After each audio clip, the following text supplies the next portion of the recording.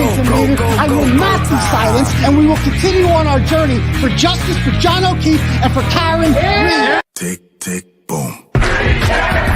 Noise. Go, baby, we bringing out toys. Boys, chop up the singing, should be on the voice. Bang, bang, we gon' ride out. Gang, gang, we don't die out. Want it like this, ain't no timeouts. Tell me who really gon' find out.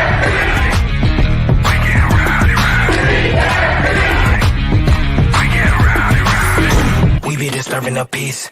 Working, we serving the streets. Karen Reed has supporters who've shown up in large numbers. Tick, tick, boom. Hard body, and not scaring nobody. You make me resort to wildin'. You must be blind by the diamonds. I didn't want it to be this way, but y'all won't need to try this, so it's no way around it. You the loudest one, it's going quiet.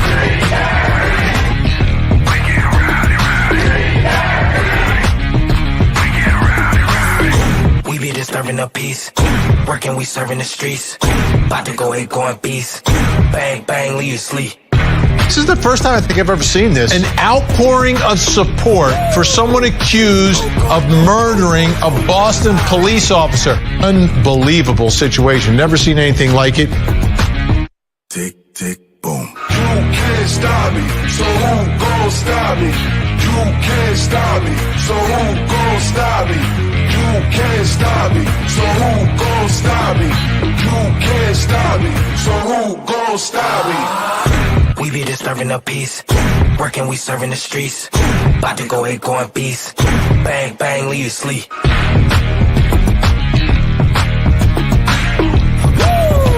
It's go, go, go, go, go, go, go time.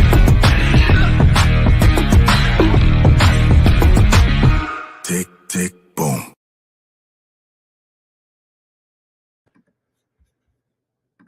Alumni of Bentley. Recording starting on October 17th, 2023 at 12:41. We are here at Gardena, California at the Gina Berschneider, Inc. factory. Present is Brian Tully with Massachusetts State Police. Nelson Deagle special. And Natalie Berschneider, Wiweke, alumni of Bentley University. Great. And Natalie, you understand that you're talking to us here on this recording after receiving a proffer letter from Ken Mello. Yes. Indicating that if you are truthful and honest here in this conversation, you would get an immunity letter to follow. Yes. Okay, great. So why don't we start from the beginning? And Okay. I know that we've already spoken, but for the purpose of the recording and for Nelson, kind of what's your relationship with Karen Reed? Where was it in the past? So we went to Bentley College.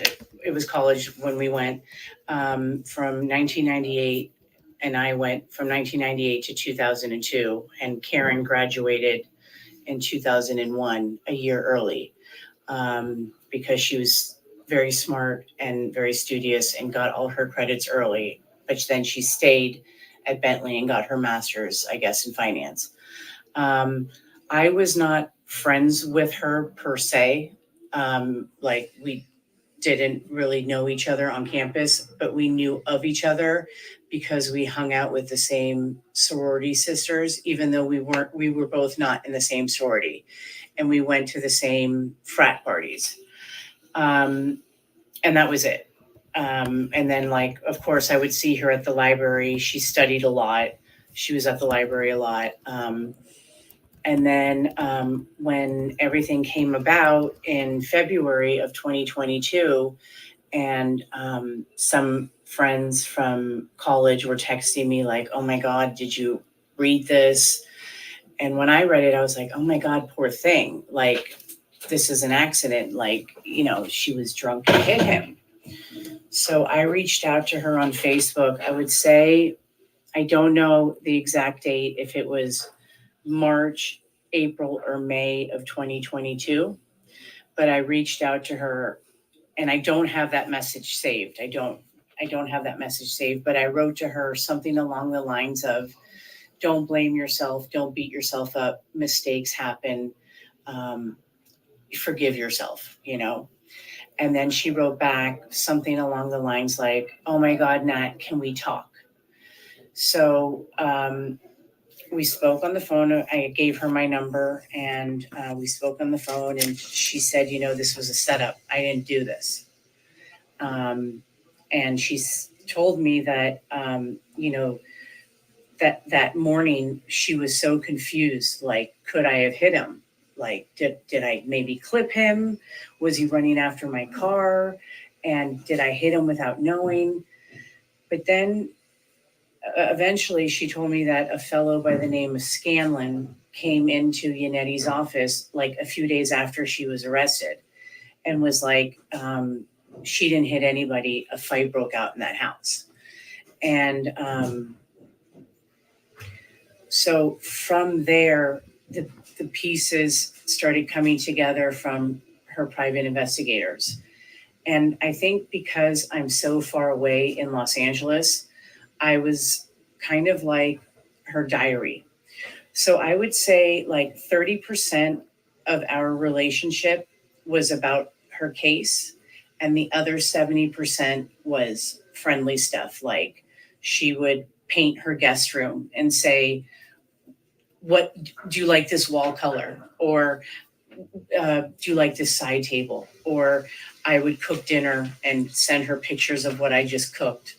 Or she would do the same, and then she'd say, oh, my parents are over for dinner. And she would take a picture of her parents and say, like, aren't my parents adorable, and send it to me. And how were you communicating at this point?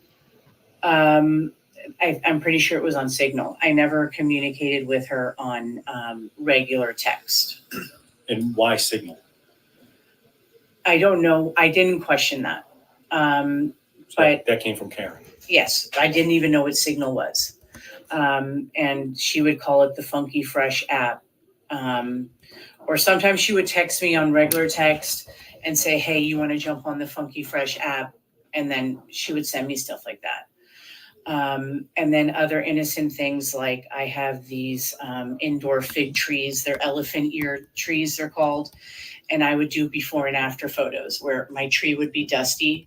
I would take a before photo, and then I would spray it, and I would wipe down all the leaves, and I would trim any of like the dead leaves, and then I would send her after photos. So a lot of our friendship was like that.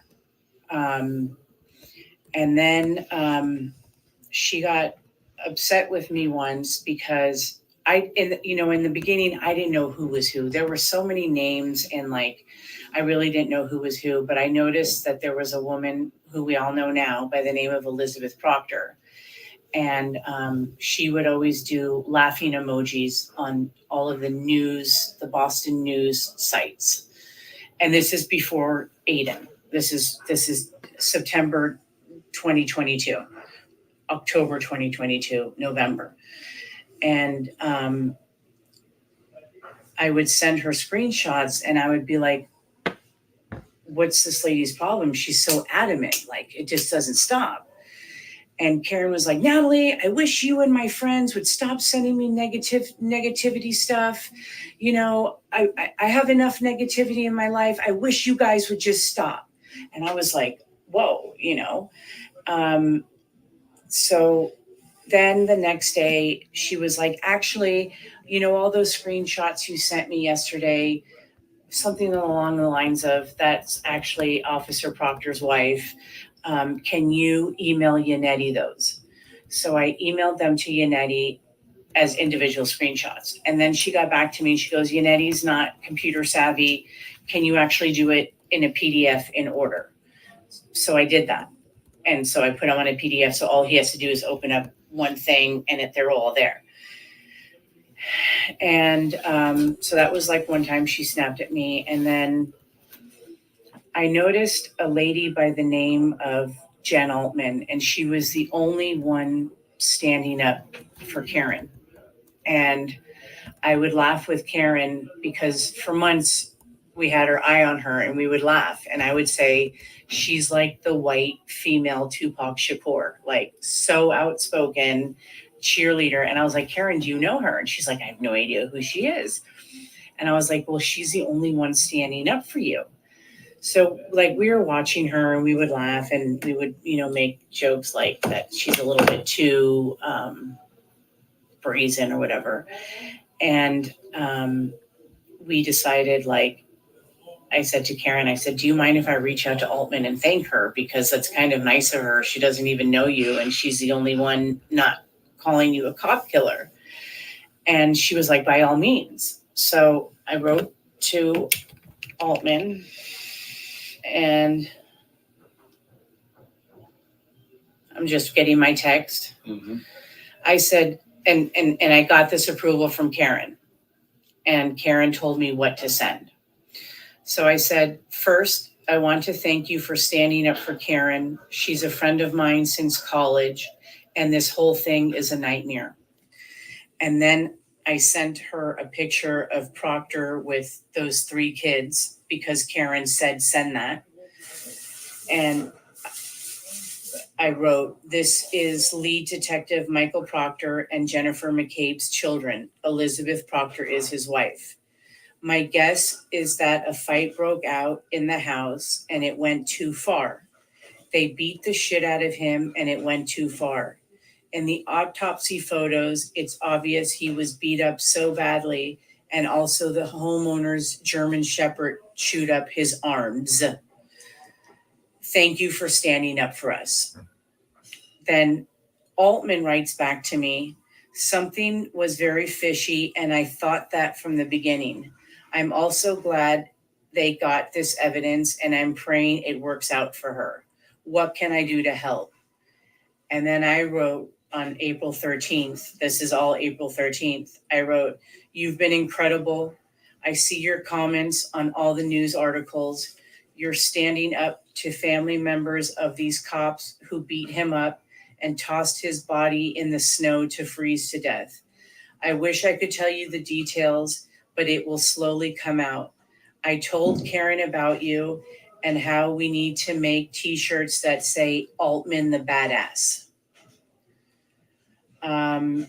And then I wrote, the feds are involved, so soon the officers and nephew of the homeowner who beat him up, the officer who stood guard as they tossed his body in the snowbank in front of the house, and the sister-in-law of the homeowner who Googled how long it takes to die in the cold will be brought down. Even the homeowner's German Shepherd who chewed John's arms during the fight will be brought down. They gave the German Shepherd away. Their house is for sale in escrow or sold by now. It will all come out. This is just the beginning. And then I wrote, Karen hasn't had a moment to mourn John's death. His children, who she loved immensely, she is not allowed to contact them. This is an awful situation, but I'm thankful you've been supportive. And I did a heart and the prayer, like, thank you. And did Jen connect you with anybody after this? Yeah. Okay. So do you want me to keep reading or? No. Oh. You're just gonna tell me what happened next. Okay, so then next, so then next.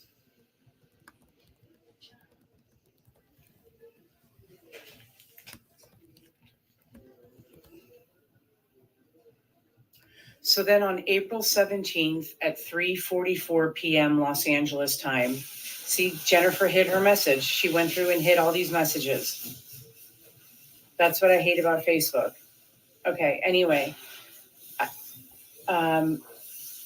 So Jennifer wrote to me. I actually have a screenshot of it, so that's actually good. But she wrote to me something along the lines of, hi, Natalie. I have Aidan Kearney, senior writer for Turtleboy News. He would love to write a story on the Karen Reed case. Something along that. But I have screenshots, so you'll have that all on the USB. Yep. And then I wrote, hi, Altman, thank you for putting us in touch. Let me ask Karen for her blessings. And then Clarence, who's Aidan, wrote, Jesus, I am so sorry. I would love to get the word out about this. I understand there has been some coverage, but this should be the biggest story in the news, and Karen should be immediately exonerated. So then I didn't want to reply because it's not my territory. So I called Karen and I read her this, and she said, let me talk to my brother and my best friend. And I'm assuming her best friend is John 𝗬𝗏, who she went to either middle school with or elementary school with or high school with or junior high, but she's known him before college. But she said, let me ask my brother. And then she called me back and she said that they said that Aidan would be a good person to tell her side of the story because the mainstream media has painted her as a cop killer, and they're not giving like Brian Albert's name, the homeowner's name, and all the other facts that she wants out. So then she said, send this picture. And it was this picture of court that was on the Boston Globe. Mhm. And she circled Jen McCabe's face. And I wrote, Jen McCabe is top left brunette in jeans jacket. And then I wrote, Altman, I'll call you on my way home. And then Aidan writes, what is this from? And then I replied, Boston Globe. And he wrote, thank you. And then I wrote, the very first hearing. When I get home, I'll find photos on their Facebooks. Just wait, guys, major news coming very soon. And Aidan wrote, I'd be very happy to break this. I run Turtleboy Daily News. And then Karen sends me stuff from a site called 𝗵𝗲𝗂𝗀𝘃. And one is like a big family photo of all of the, this looks like the McCabe's, and this looks like the Alberts together. And then Karen tells me to write, because I didn't know who all these people were. And she wrote, Jen McCabe, second from right, Brian Albert, back row, dark hoodie. And then Clarence wrote, obviously, Clarence is Aidan, but it keeps saying Clarence on my phone. Obviously, Jennifer McCabe did not kill him on her own. And it sounds like O'Keefe and Albert barely knew each other. And then I wrote, they didn't know each other. McCabe and O'Keefe are good friends. And then Aidan wrote, what would the motive be? He was there 15 minutes before he died. And then they got the dog to bite him, ? And I wrote, Clarence, give me your cell number. And then he gives me the 413-262-6909. And then I replied, I'll text you the latest court motion from April 12th. And where is that messaging? Is that this is all on Facebook Messenger. Because this is when I first met them. This was all April 17th, the day before, I guess, he did his first blog, which I understand is the 18th or 19th. And it's a three-way conversation with you, Karen, and Kearney? Karen is not on it. Okay. Karen is on Signal, or Karen's calling me. Got it. And I would read Karen, like on speakerphone, I would read what they're saying, and then she would say. But Karen was directing you. Yes, because what do I know? All I know is about sofas, like I don't. And there were so many names involved that I didn't know who. I kept thinking Michael Proctor was the homeowner, and she would always correct me and say like, no, he's the worst one of them all, and so it was very confusing for me. And I think I didn't grasp who everybody was until probably April or May or March of 2023. So it took me a long time to get who all these people were. And these photos that you're sharing with Turtleboy, where were they coming from? From Karen. She was in real time, she was sending them to you? Yes. Conversation? Yes. So, and I never went out, I never stepped out of bounds and took it upon myself to send stuff because I didn't want to jeopardize anything for her. So everything came from her like, okay, send this, send that. This motion is now public. He can now use this motion on his blog, but pay attention to, this page, this paragraph, stuff like that. And this arrangement of her telling you to send stuff to Turtleboy, how long did that happen? Or did that continue after April 17th? Yeah, so then that continued from about April 17th, and then about the end of May, they started getting in an argument between me, and I'm copying, pasting, and Turtle calls me and texts me and says, you know, you girls are a bunch of cunts. You guys are jerking me around. I don't like being jerked around like this. And Karen said, fuck it. I'm gonna have Aidan call me on Signal. Excuse my language. I didn't mean to say the F word. And she said, have him call me on Signal. So I gave it to Turtle, her phone number. I said, call her on Signal. I said, I'm gonna go give my little girl a bath. I go in the bathtub with my little girl. We get out, I would say about 45 minutes later, we put our PJs on. And I come back to my phone and I have all these missed calls and missed text messages. And I call Aidan. I said, what happened? He goes, you know, you girls, you're playing games with me. You're jerking me around. You know, I'm the one that brought this story out. And, you know, I'm waiting by the phone and Karen doesn't even call me. So I call Karen. I said, Karen, why didn't you call him? And she goes, Natalie, I'm so scared. I said, why are you scared?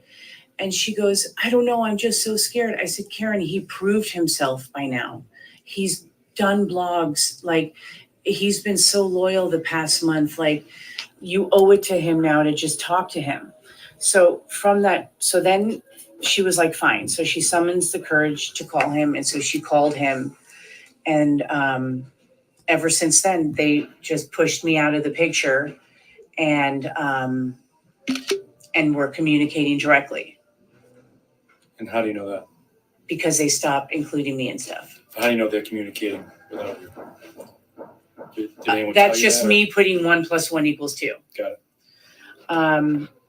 And also, she stopped texting me every day like she used to. He was a little bit better about keeping me in the loop. Like when he recorded like the Scanlon tape, he sent me that private YouTube link. I'm trying to tell you everything in order because I tend to jump around and then I forget other stuff I wanted to tell you. So I told Aidan, I only had a relationship with Aidan, April 17th until about June 15th, around there. And then off and on, like then I was in Europe and I would text him congratulations because he mentioned something about Netflix, But anyway, on June 15th, I think. Okay. In April at some point, April or June at some point, I told Aidan, I said, Aidan, one day not Hollywood's going to knock on your door. I said, but in the meantime, you got to cut out the words retard, faggot, and cunts because, and you got to chill with this love for Trump because if you want to tango with Hollywood and your dream is to be famous and have a documentary. And I said, maybe it would be a good idea to do a show and say like, hey, guys, I was wrong with my vocabulary. Let me change my ways and turn a new leaf. And he didn't listen to me. So then I was driving home from work. It was like around 5 o'clock my time, 5:30, whatever. And Aidan calls me and he goes, Natalie, you were right. And I said, what do you mean? And he goes, Hollywood called me. And he goes, I'm going to sign with them. And I said, but this is the first offer. Why would you wait for some more offers? I said, this is just the beginning. You're going to get so many offers. And he goes, well, as a thank you, I want to sign with the first person because I think that's really nice. I said, Aidan, that's like sleeping with someone on the first date. You don't do that. Just slow your roll. And so I called Karen and Karen was like, oh gosh, Nat, did you hear about Aidan in the documentary? This really makes me nervous. I haven't even gone to trial yet. I haven't even been exonerated. Why is he thinking about a documentary? And I said, I know. I told him that I think he needs to slow his roll and just wait till things play out, you know, like with Scott Peterson, there isn't just one Scott Peterson documentary. There's like 8 of them, and there's from different viewpoints, from the 𝗵𝗃 family, from his sister-in-law, you know, from just the general media. So Karen sounded really nervous, and she was like, you know what, Natalie, I had a really bad day. I need to unplug. Let's talk about this tomorrow. But in the back of my mind, I could tell she was really worried. So I called Aidan. I said, Aidan, do me a favor. Send me a screenshot of the email. I just want to make sure it's not some like D-list or C-list producer or documentary person. So he sent me the screenshot of the email. And what I did is I cropped it just down to the signature. And I sent it to my client, who's won like 6 to 8 Emmys because she's a director. She's a pilot director. And I texted it to her and I said, hey, do you know these people? And like an hour later, she texts me back and she's like, oh my God, how the universe works. 2 of my favorite people, Natalie and Brian, 2 of my favorite people, naturally collide. Oh, I won 2 Emmys with him on these shows, blah, blah, blah, blah. They're the best people. They're the nicest people. They're great to work with. So I called Aidan. I said, Aidan, you're in luck. These people are actually legit and they're actually really nice, good people. So then I text Karen. But you know, like when you text after every sentence, you hit return. And so I like texted Karen like, hey, all is good. All is good. These people are legit. I sent it to my client. You guys have nothing to worry about. So then the next morning I wake up to like a scathing text from Karen saying that I inserted myself into the documentary and something along the lines of that my only interest was to be in a documentary, which is not true. I had no interest. And I really did this for Aidan because I kind of felt bad for him because I felt like he was a struggling blogger. He has 2 kids. He lives, so to, for lack of a better saying, paycheck to paycheck. And I thought, anyway, so so that's why I vetted that. And Karen took it the wrong way. And then after that, Karen never called me, didn't want to talk about it, didn't want to hear my side of the story. So I said to Aidan, I told Aidan, I said, Karen just like lost her shit. Like what, like I get she's under a lot of pressure, but come on, you know, over that. So in the meantime, my client gives the producer my name and he texts me and he said, I would love to meet with you. Can you come to Sony Studios and meet me? And I said, no, but you can come to my factory. So he came and met with me and he told me that this wasn't a documentary about Aidan. It was a documentary that they want to do about this popularity about armchair detectives. And he gave me the example about that young couple that traveled cross country in a trailer and taped it. And it ended up that the boyfriend strangled her. I heard it, 𝗵𝗵𝗶𝗄. Mm-hmm. And that's right. And he said that it wasn't the FBI or the feds or the authorities that solved the case. It was the armchair detectives. So this guy, Brian, wanted to do a documentary on all the armchair detectives. But Aidan, being such an egomaniac, made it like, no, they want to do a documentary on me. So then when the fellow was here, he asked if I would be interested in being part of the documentary since I'm like the goose that laid the golden egg. And I said, absolutely not. I want no part of a documentary. I don't want to be involved with like any kind of case, like no way. I said, but I do have a question. I said, how do we go about getting Aidan an agent, an entertainment agent, and an entertainment lawyer? And he giggled and he goes, Aidan told me he has an attorney. And I said, yeah, but that's probably just some like Massachusetts attorney that doesn't know entertainment, because you need an entertainment attorney here in Hollywood. I said, what about an agent? And he goes, Natalie, I'm going to be very honest with you. I don't know any agent that would take him on. And then he explained to me that the way these documentaries work is they get the rights to his blogs for 18 months, which means that he cannot then sign and do another documentary. He can't do 3 documentaries within 18 months. He would not get paid, but what it is it'll boost his popularity, and there'll be about 8 million viewers. And it wasn't Netflix. What they do is they go to HBO, they go to Hulu, they go to Amazon Prime, Netflix, anything else that's whatever. And they go with the pilot of the documentary or with an intro, whatever it is, or a trailer of it. And then the highest bidder is the one who takes it. Okay. So then I left it at that. And I didn't hurt Aidan's feelings and tell him that you're not going to get an agent because no one. And I never Googled him too, which is another big mistake. I never thought to Google him. And if I did Google him, I would have never gotten involved because of just the filthy stuff about him on there. Turtleboy is him. Yes, yeah. Yes, yeah. And so then after this, I was like, you know what? I started getting sick because I was upset that Karen still never reached out to me when I thought I was a good friend and I thought we were friends. And she knows that I live a very comfortable life. So what would a documentary mean to me? Like I live a very comfortable life. And for her to just so coldly throw me away, I was a little hurt.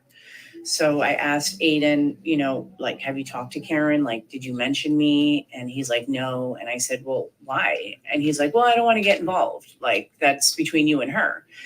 And I was like, but can't you like try to talk to her and smooth things over and let her know that I inquired about the documentary just to make sure that you guys weren't going to bed with the wrong people? And he's like, no, I don't want to get involved. You girls are all cunts, and you're all unreasonable and you can't talk to women and da, da, da, da, da. So I left it at that. And then what date is this, you think? End of June, beginning of July. Okay. And then I decided for my mental health, it would be best for me to leave the groups. So I left the Free Karen Reed group and the Justice O'Keefe group. I left that group and then I went to Europe. I went to Germany to visit my family with my eldest daughter, and we had jet lag major, and my 12-year-old and I would be up until like 3-4 in the morning. And I got bored and I joined the group.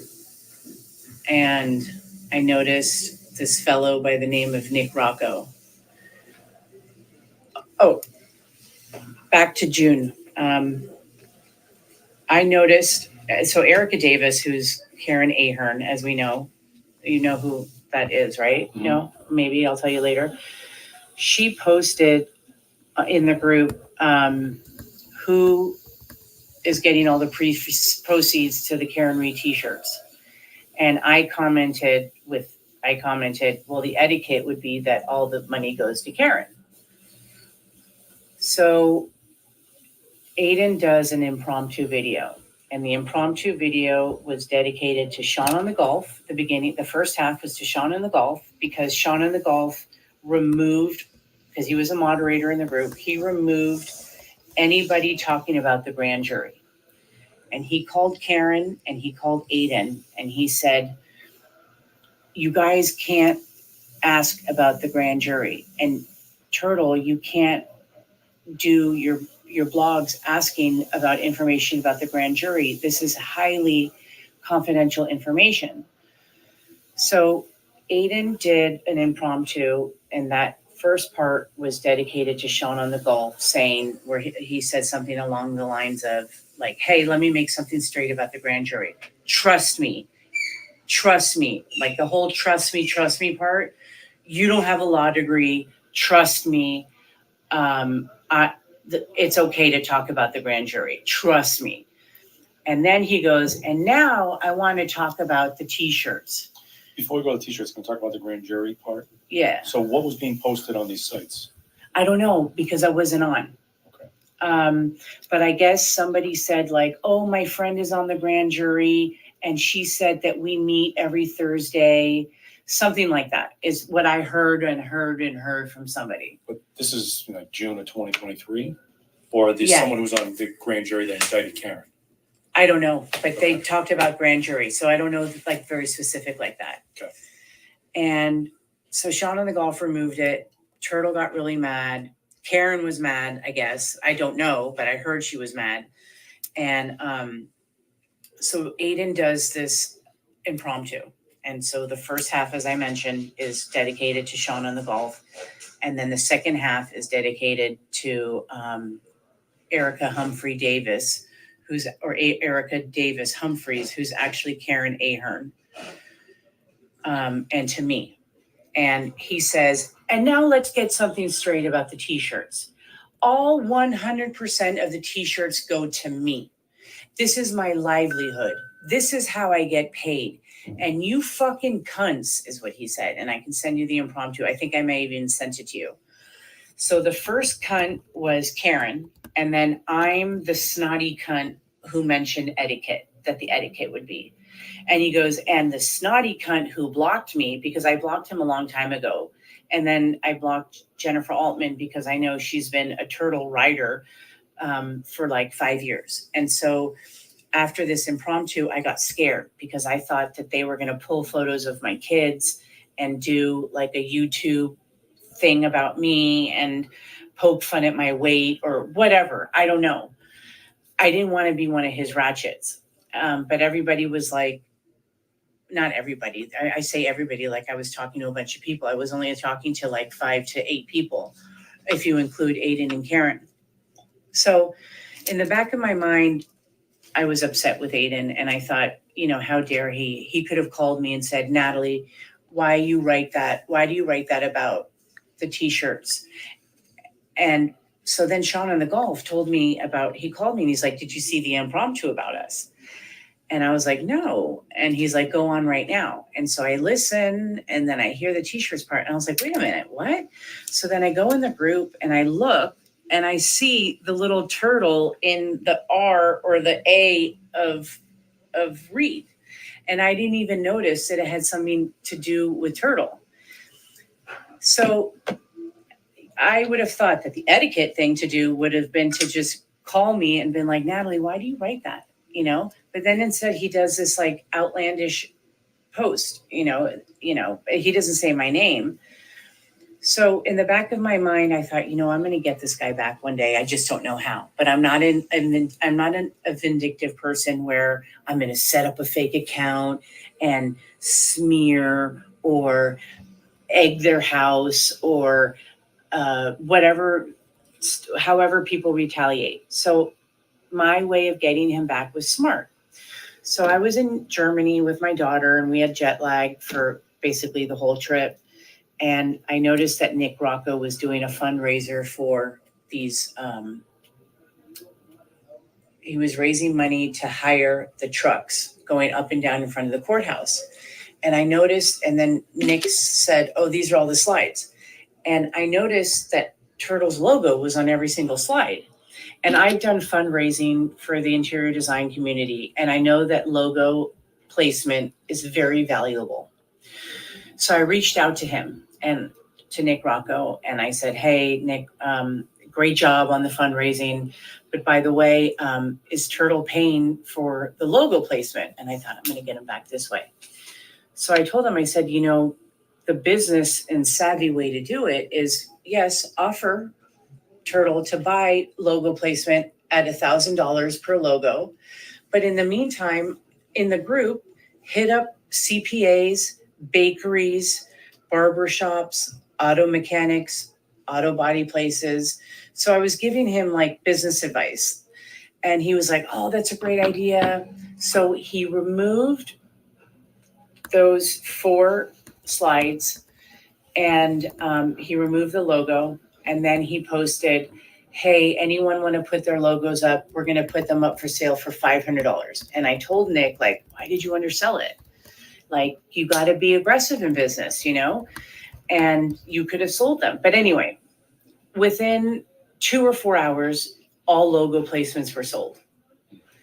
And I figured I won the smart way. I got Turtle's logo off, and I did it without smearing him or talking about his, whatever, however they smear him, you know, I'm not low like that. And then, I formed not a bond, not a relationship, but I kind of, coached Rocco on how to fundraise.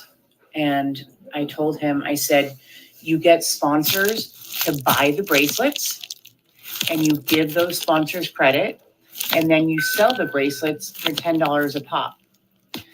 He wanted to just somebody buy the bracelets or nobody buy the bracelets. I don't know what his thought was. And I told him too, and then you get sponsors for postage also, like, and you give those businesses credit, and then they use that as a marketing expense, you know, especially with the bus going up and down with the 4 slides, they can use that as a marketing expense. And he was like, oh, that's a great idea, whoop-de-whoop. So anyways, I was like, great, I got them back. And then where I messed up, and I admit this. This is where I messed up. Nick did not understand how Karen knew he got beat up in the house. He just did not get it. And I tried to explain it. And I was like, you know what, forget it. So I sent him the link to the Scanlon tape. And that was my fault. I backstabbed Aidan, but at this point, I wasn't really fond of him. And I feel bad for doing that. That was a wrong move. And I admit that was a wrong move. And I also told Nick in a text, in a thing, that another thing that made me uncomfortable about Aidan is that him being a married man with 2 kids and a daughter, and me being a married woman, and me being friends with Karen, and me being married with 2 daughters, I found it very odd that he would tell me that when this is all said and done, that Karen owes him a blowjob. And I wrote that to Nick. So like 3 or 4 weeks ago, I had COVID, and I get an alert that Turtleboy's live. And I look, and it's the Scanlon tape. And I was like, there's no way he's sharing this. He got hacked. And I guess he pushed, from what I hear from then Sean on the Golf and J. Robert were the only 2 people I was keeping in touch with at this point. I was only keeping in touch with 2 people at this point, that Turtle hit the wrong button on YouTube and published that by mistake for 13 minutes. And what did Rocco do? He right away sends screenshots to Aidan about not only me sending the Scanlon tape, but about my comment that he's a pig for saying that Karen owes him a blowjob.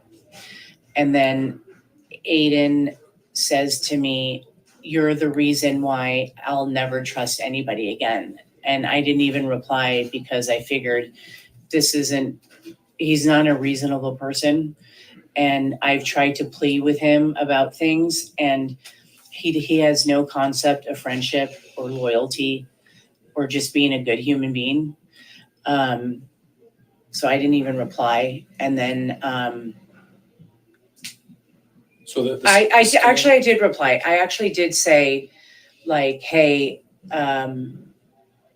I know you're mad at me, but I'm sure I wanted to keep it civil because I didn't want to be a ratchet. So I was like, well, I'll still be cheering from you from afar, something like that. I left it like very like neutral, like, let's not make this war, because I'm not doing war.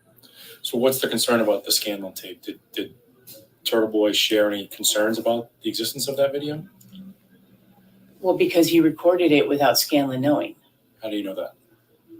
Because he was like, oh, when he sent it to me to send to Karen, it was not known, and he'd never shared it on his blogs. And then he would, and another thing I thought was odd was with Lucky Laughlin, the plow guy, Aidan said several times that he has a photographic memory. But then I knew he recorded Scanlon, and you don't have a photographic memory like that.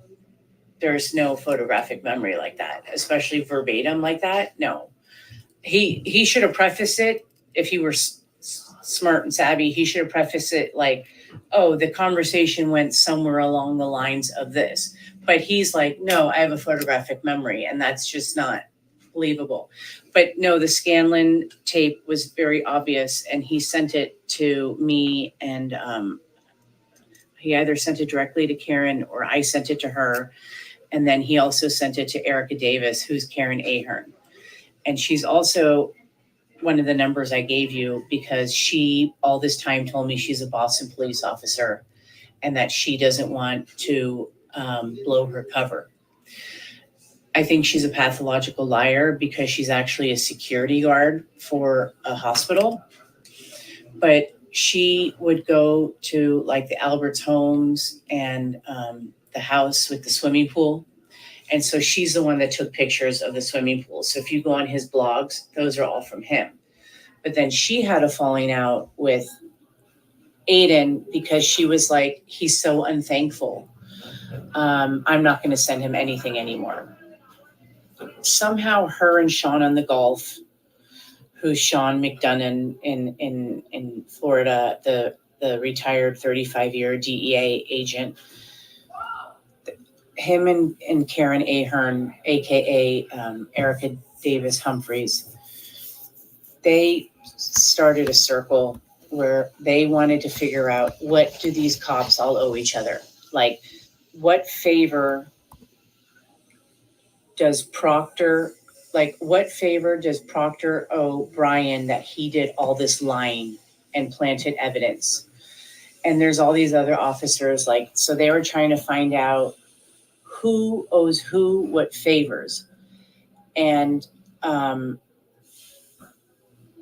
so McDonough, I also think, exaggerates and tries to make himself more significant and powerful than he is. But that was what they were working on with these 5 other police officers in Canton, retired FBI agents, or I don't know what the terminology was, but there was a think tank amongst them to figure out what these cops have on each other. And that's why they all covered up for each other and planted evidence and purposely misspelled names in documents and stuff like that. When was the last time you talked to Karen? That night when it must have been June 15th, June 13th. Okay. When was the last time you talked to Aidan? Well, when he got mad at me when I had COVID, like September 18th, but I never spoke to him. But, when I was in Germany, he posted that he's signing on with people with Netflix. So I was genuinely, out of everybody, I'm scared of him the most because I don't want him to like smear my name and make me a ratchet, even though I pay my bills. I don't have debt. I didn't have kids before 30. I'm married, like there's nothing wrong. I have no criminal record, nothing. There's nothing you can write about me. I'm not a drug addict. I don't do drugs. I don't abuse alcohol. I live a very clean, fine life. So I was scared of him. And so sometimes I would message him to, like, for lack of a better word, kiss his ass. I don't know. So when I was in Germany, I wrote to him something like Mazel Tov about Netflix. And I wrote something about like, is it the Wahlberg brothers? And he said, I can't say. And either while I was in Germany or when I got back from Germany, we texted again or we spoke. And he told me that it's the brothers that did the Netflix show, the Tinder Swindler.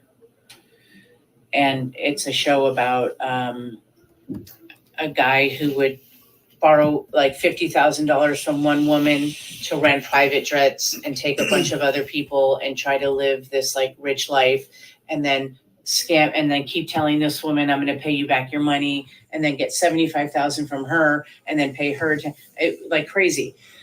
So then when I was thinking about it, like Aidan, in Aidan's mind, he thinks that this documentary is going to be like, he's this investigative journalist, like gets down dirty, finds out the information. But really, Tinder Swindler, The Tiger King, these documentaries are about these mentally insane people. And so I don't think he grasps that this isn't going to be like a complimentary, like, hey, go Aidan, great job. This is going to be like a mockery of him, like he's out of his mind. So that's that. And then, you know, on that tweet the other day, the lady said I contacted Netflix. I never contacted them. Actually, Sony contacted me, but Aidan ended up not going with Sony. So a lot of that's a lie. And that lien that they said about that I have a $31,000 lien, that's not true. That's from 2011 when my husband inherited a $3 million property from his late mother who died of cancer. She died, took like 2 years for her to die from cancer. And so when my husband inherited that property in 2000, she died in 2009. In 2011, we get a letter from the mail and the IRS that him as the heir, we have to pay her back taxes, and it was $31,000, and we paid it off within 16 months. So to make it like I am like this like deadbeat who doesn't pay my bills, I don't have any credit card debt, and to say like I work here for nepotism. You met my mom. If I wasn't good, she'd throw me out here, you know, and she wouldn't give me shareholders. And she also made it that in the will, I get 100% of the business and my brother gets none of the business. And my brother was fine with that because he says, I deserve it and I've done a good job. So I was very, I realized what I'm dealing with, this nastiness, and I'm scared. Going back to when there was this arrangement that Karen would send you things, then you would send them to Aidan. What was Karen's motivation? Did you get a sense of that? To get her side of the story out, because she felt like the mainstream media was making it that she was a cop killer. And she was like, I'm not a cop killer. A fight broke out in that house. And now they're trying to protect Colin, who's the neighborhood bully, who would always start crap with John and would drive really fast in the neighborhood. And John would tell him, don't speed, there's kids playing on the street. And when they would leave town, I guess, I don't have Ring, but I guess with Ring, it senses when there's movement on your property and it alerts your phone. So they would be on vacation and then they would see that this is what she told me, that Chris Albert and his son Colin would be on lawn chairs on their grass drinking beers and then leave the beer cans on the lawn. So so that's what she told me. So and as Aidan was confronting people in public, you know, going to the businesses, did you ever talk to her about kind of his conduct out of the rolling rally? So I wasn't involved anymore at that point. So I pulled out June 15th. So the rolling rally and all that stuff happened after. But when he first started calling people on the shows, she did tell me that made her very uncomfortable. And she was like, gosh, I wish he wouldn't call the family members. But she was like, I can't tell him what to do. And also when he made mistakes in his journalism, she's like, we can't correct him. He's a journalist. He has to come up with his own hypotheses and stuff like that. Okay. Did you ever talk to Alan Jackson or David Yannetti? No, I've only emailed David Yannetti twice. I emailed him the Elizabeth Proctor thing, and then I emailed him the Paul O'Keefe conversation between Aidan and Paul O'Keefe. What was the purposes of the Paul O'Keefe conversation? I don't know. She just asked if I could do it. Okay.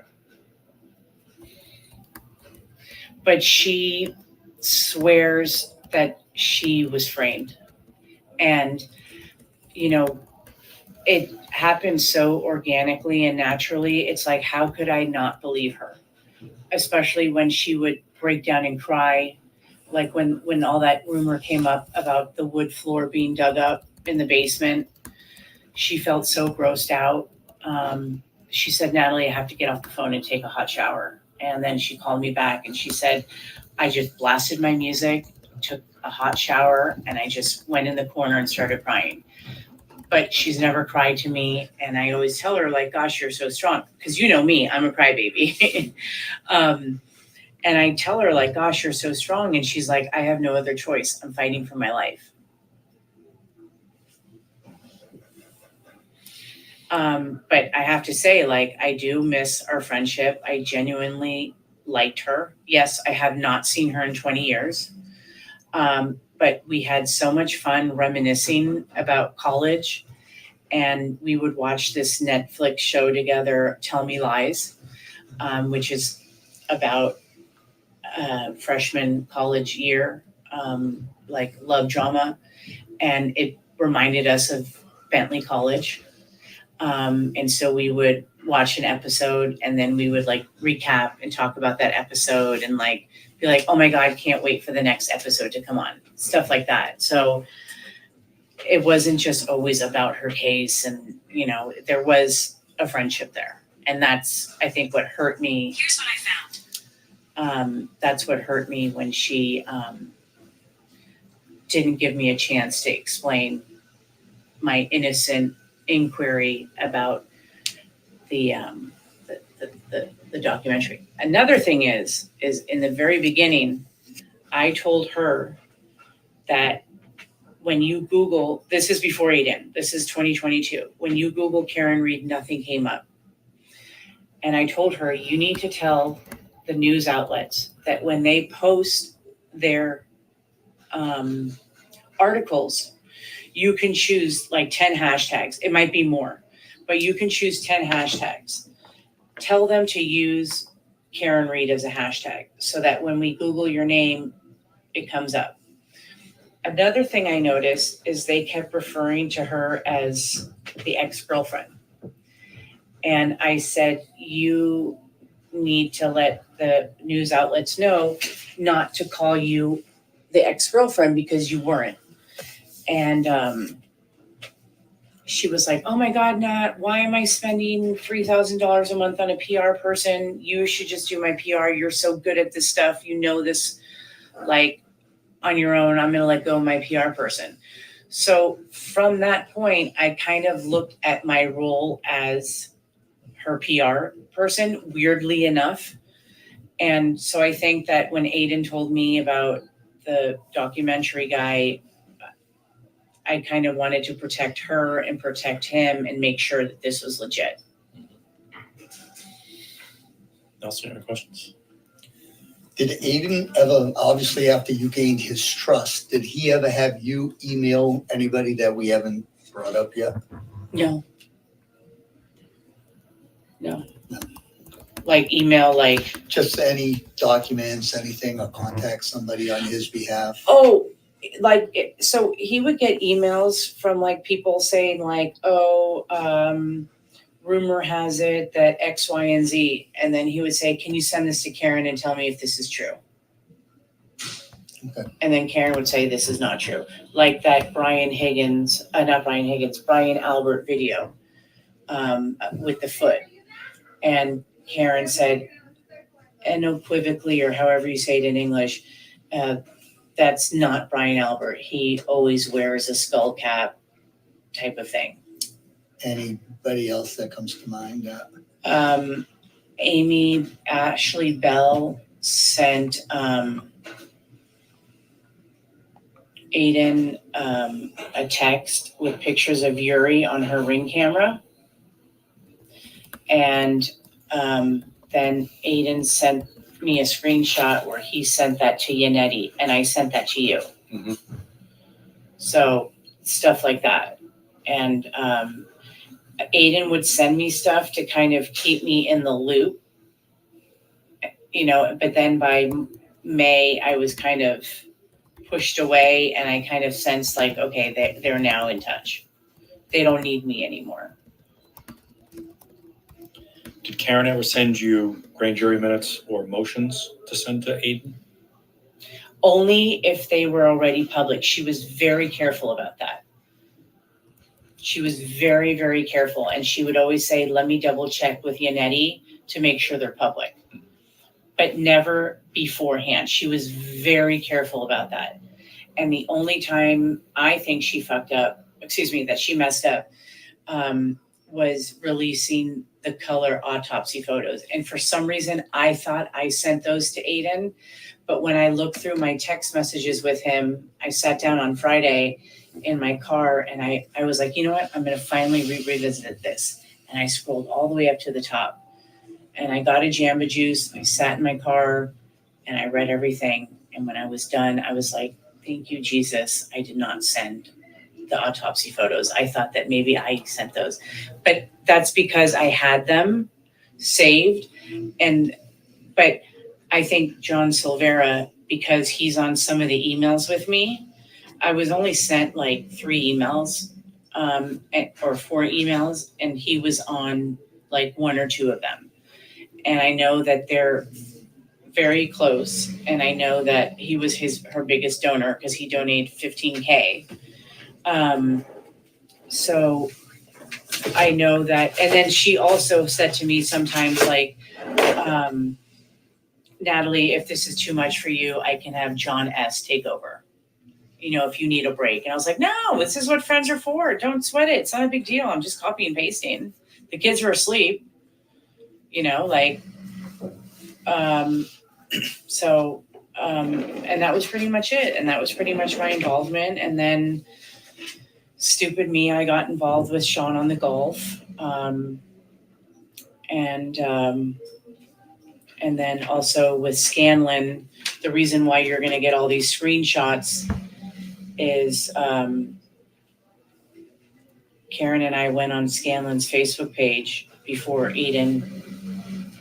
Okay, so we went on Scanlon's Facebook page and we did screenshots of every single photo he had and kept them because we knew that Karen was going to have Erica Davis go on the chat of Aidan's YouTube channel and just write, who's Steven Scanlon?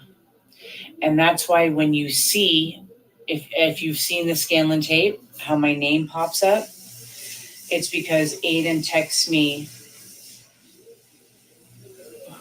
something like, who wrote Steven Scanlon on my text? And then I said, Erica Davis.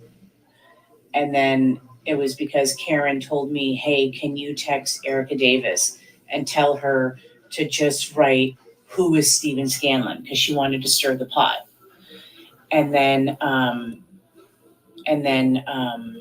Aidan called Steven and recorded it. And then Aidan was like, oh my gosh, look what I have. And he set it as a private link. So you could only watch that. You couldn't go on his page and find it. It was a very private link. So run that through me again, how Aidan became aware of Scanlon. It was the first time that he heard of it was on the comments on the YouTube Live? No, Karen told us that that's how she put the story together because that morning she was so confused and so hungover. Yeah, but how'd she get it? How'd she get who Scanlon was?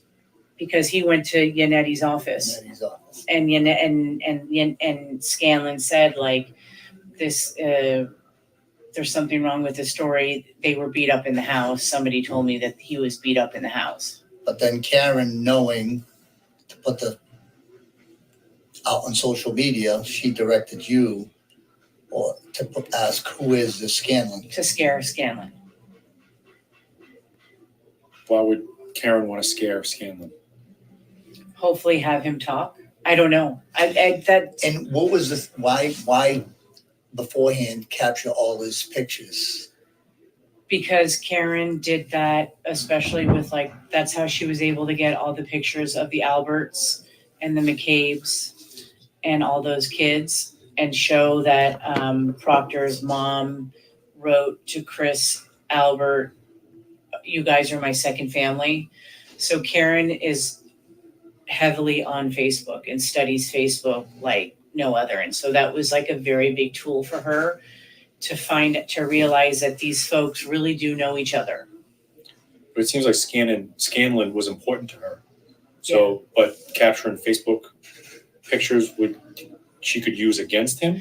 I don't know. No? Okay. We just did it. There was no rhyme or reason, or like, it was like, let's just get all his pictures, as many as we can, before they're gone, before he locks his page or before he deletes it. Because I guess that's what happened with McCabe and Proctor, is they ended up like locking their pages or limiting it, and not making it a public page. Okay. You had mentioned to me before that maybe Aidan had met for lunch with Jackson and Yannetti. Yeah. Tell me about that. So Aidan really wanted to sit in the court, and he really wanted to be in the courthouse. And this was another time Karen snapped at me, and I told her, I said, Aidan wants to sit in the car, wants to sit in the courthouse. And she's like, Natalie, I can't be bothered with this. I have bigger fish to fry. I have the attorneys here all week. Like, leave me alone about this. And I said, Karen, he's done so much for you. Like, just get him proper seating in the courthouse. Like, we owe this to him. You owe this to him. And she goes, fine, have him call John Silvera, and he can go in with John Silvera. And that was another thing that I used against Aidan, was I said, if it weren't for me, you wouldn't have gone into the courthouse. So then Karen told me that after the May 3rd court hearing, that they were going to all convene at the 𝗵𝗎 and to tell Aidan. And so I told Aidan, and Aidan's like, I feel out of place. I don't feel right. I don't fit in. I said, Aidan, play your cards right. Alan Jackson's going to be there. Like, this is how you move up in life. You schmooze with the right people. You socialize with the right people. And that's how you climb up this ladder, because he was on his way home and he didn't want to go. He was too shy. And I said, Aidan, pull over. And so he's like, well, there's two 𝗵𝗎 I don't know which one it is. So I remember I was standing in the middle of the factory, and I call the 𝗵𝗎 and I figure it out, or whatever. I call both of them and I asked if there was a party under Jackson, under Reed, under Yannetti. None of them could tell me. And then in the meantime, Aidan's like, I figured out which one they're at. Okay, I'm on my way. And then he thanked me, and he's like, thank you so much for pushing me. I had a great time. And Jackson is like such a cool guy, and Karen's parents are so cool. And Karen is just like the nicest, down-to-earth person. And I was like, see, you just have to have a little bit of confidence, The only thing he didn't listen to me is I told him, I said, when you go to court, you can't go like cartoon character with turtle tie and lime green shirt, like maybe go in neutral colors and, maybe put some moisturizer on and, but he didn't listen to me. He went on that court hearing. He went with the whole getup, the sign, the tie and the lime green shirt and a black jacket or something like that. And that's pretty much it. That's pretty much it. Okay. Anything else? Earlier, did you ever mention, did you ever donate to Karen Reed or to I Aidan? did. Okay. I did. How much is that? I donated $1,000 to Karen. Okay. And then I donated another time of $50 to Karen. And to Aidan, I donated $300. I know. I should have donated it to like babies with AIDS or. I know. I'm an idiot. I feel fooled. I feel duped. I feel like I'm embarrassed. It's an egg in my face. As you guys know, my parents and my husband have been very against my involvement since day one, especially my husband. When they saw that I donated money to her defense fund, the shit really hit the fan. But you know, I'm not perfect, and I don't claim to be, and it is what it is. And the only thing I can do is learn from it and move forward and do what I think is right. And I can't beat myself up about it, and I can't be scared anymore. Anything else? Nope, that's it. Okay. All right, we'll end the recording at 1:50.